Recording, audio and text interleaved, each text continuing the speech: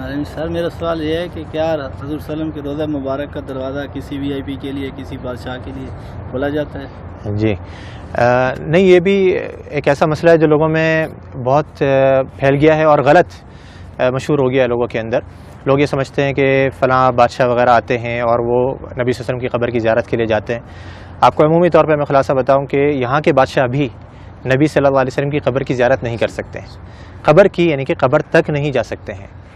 صحیح، ہم بھی جو جاتے ہیں، آپ نے دیکھا ہوگا ہم کہاں تک جا سکتے ہیں؟ جو جالی لگی ہوئی ہے، جالی یہ کس نے لگائی ہے؟ جالی یہ سعودی حکومت نے لگائی ہے، یعنی کہ پرانے زمانے میں جالی نہیں لگی ہوتی تھی۔ اس کے پیچھے، جالی کے پیچھے کیا ہے؟ بہت سے لوگ یہ سمجھتے ہیں، وہ جھانک کر کے دیکھ رہا ہوتا ہے کہ ہمیں قبر نظر آ جائے کسی طریقے سے۔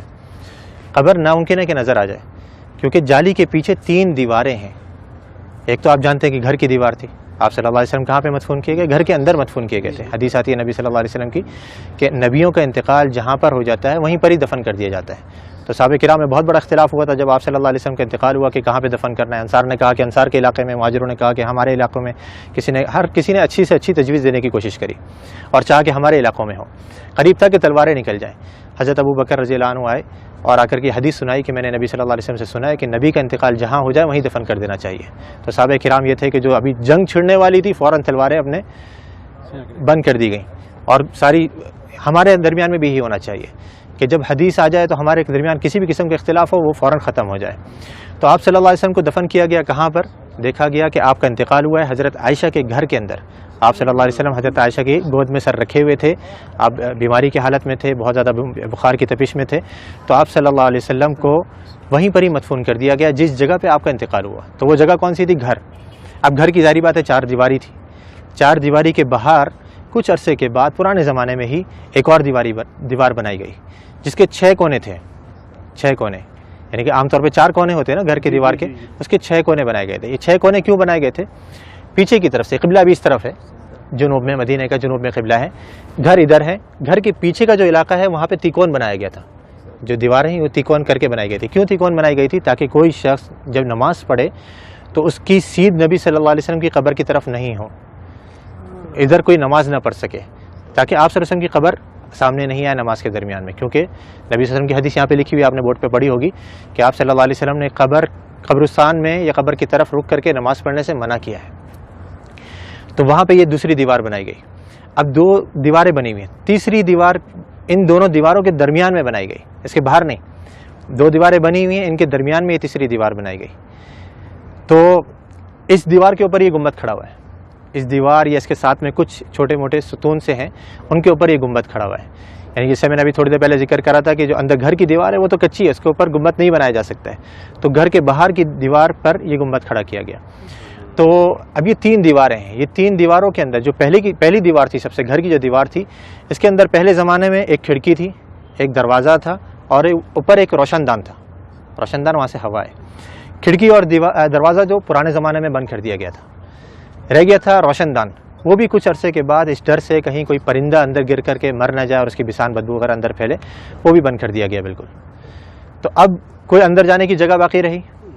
نہ دروازہ ہے، نہ روشن دان ہے، نہ کھڑکی ہے، تو بادشاہ بھی نہیں جا سکتے۔ ہاں اگر کوئی جن کو اللہ نے صلاحیت دی ہو کہ وہ دیوار پار کر کے اندر چلے جائے تو ممکن ہے، لیکن انسان نہیں جا سکتے۔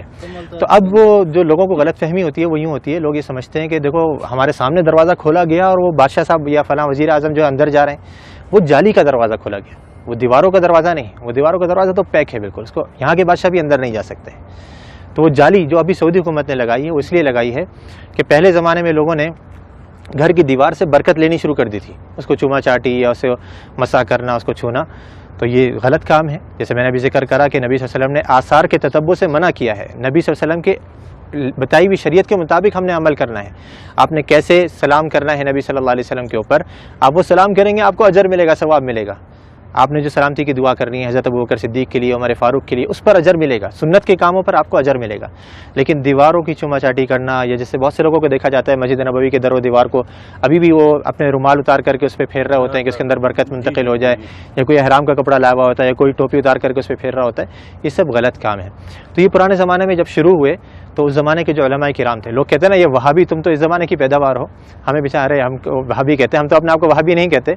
تو یہ جو وہابیوں کے عقیدے ہیں نا، جو ان کی نظر میں وہ پرانے زمانے سے چلے آ رہے ہیں، تو اس زمانے کے اندر یہ دوسری دیوار بنائی گئی، گھر کے باہر ایک اور دیوار بنائی گئی تاکہ لوگ گھر کی دیوار تک نہیں پہنچ سکیں۔ اب وہ کچھ عرصے تک نئی دیوار تھی، لوگوں کو معلوم رہا کہ بھائی یہ تو نئی دیوار ہے، کچھ نہیں کرنا یہاں پہ، لیکن آہستہ آہستہ پھر نئی نسلیں آتی رہیں، وہ سمجھے کہ یہ بھی گھر کی دیوار ہے، پھر علماء نے ایک اور دیوار بنوا دی۔ پھر آخر میں سعودی حکومت نے کہا کہ ہو سکتا ہے لوگوں کے ذہنوں میں یہ چیز رہے کہ دیواریں ہم بناتے رہیں گے تو سمجھیں گے گھر کی دیوار ہے، تو ہم جالی لگوا دیتے ہیں۔ انہوں نے جالی لگوائی، لیکن لوگوں نے پھر بھی نہیں چھوڑا، وہ جالی کو بھی چوما چاٹی کے لیے پھر آخرکار مجبوراً سعودی حکومت کو وہاں پہ پولیس والوں کو کھڑا کرنا پڑا یا حیا والوں کو کھڑا کرنا پڑا تاکہ وہ لوگوں کو سمجھائیں اور آرام سے بتائیں کہ بھئی یہ چیز غلط ہے، مسح جو ہے وہ آپ نے حجر اسود کا کرنا ہے، اس کو چومنا ہے، اس کو آپ نے مسح کر سکتے ہیں، یا اس سے پہلے والا جو رکن یمانی ہے اس کو آپ چھو سکتے ہیں، ہاتھ لگا سکتے ہیں۔ یہ گھر کی دیواروں کو یا نبی صلی اللہ علیہ وسلم کے روضے کو ہم نے ہاتھ نہیں لگانا ہے، بلکہ یہاں پر آ کر کے ہم نے آپ کے لیے ادب سے سلام پیش کرنا ہے، سلامتی کی دعا کرنی ہے، تو وہاں پہ کوئی نہیں جا سکتا۔ یہ حصہ عائشہ رضی اللہ تعالیٰ عنہ کا گھر ہے جو نبی صلی اللہ علیہ وسلم کے دور میں تھا، اور رائٹ سائڈ میں مسجد کا ایریا ہے۔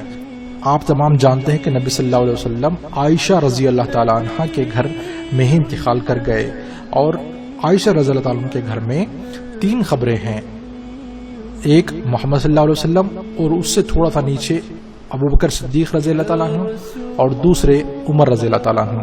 یہ 3 قبریں ہیں۔ پھر کچھ سال بعد یعنی 80 ہجری میں جو عائشہ رضی اللہ تعالیٰ عنہ کا چھت تھا وہ گر گیا، تو عمر بن عبدالعزیز نے وہاں کے اس جگہ پر انہوں نے کیا کیا، ایک 4 کونی ایک دیواریں بنائی جس کا کوئی دروازہ نہیں تھا، اور نیا چھت بنایا۔